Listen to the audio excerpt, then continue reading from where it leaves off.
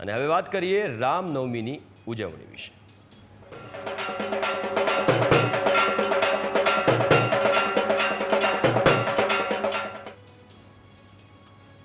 દેશભરમાં રામનવમીની ભવ્ય ઉજવણી કરવામાં આવી રહી છે। અયોધ્યા સહિત દેશના તમામ મંદિરોમાં ઉજવણી કરવામાં આવી રહી છે। અયોધ્યામાં બપોરે 12 વાગે રામલલાને સૂર્યતિલક કરવામાં આવશે।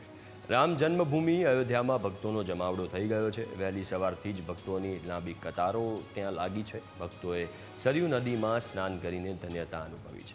તમામ રામ મંદિરો ભક્તિના રંગમાં રંગાયા છે। રામ જન્મભૂમિ અયોધ્યાને વિશેષ શણગાર કરવામાં આવ્યો છે।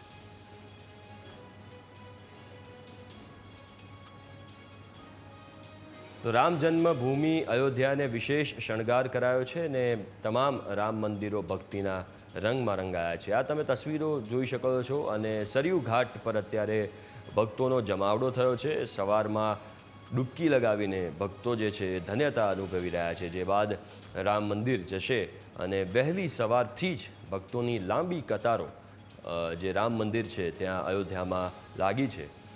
તમામ પ્રકારની સુરક્ષા વ્યવસ્થા પણ સજ્જ કરી દેવામાં આવી છે। ડ્રોનથી તમે જોઈ શકો છો એક સર્વેલન્સ કરવામાં આવ્યું છે।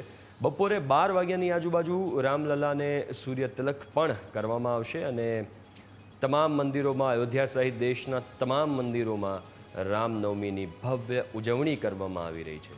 આ લાઈવ તસવીરો છે અયોધ્યાથી જે તમે જોઈ રહ્યા છો। ભક્તોએ સરયુ નદીમાં સ્નાન કરીને ધન્યતા અનુભવી છે અને રામનવમીના દિવસે એક અનેરો ઉત્સાહ ભક્તોમાં જોવા મળી રહ્યો છે।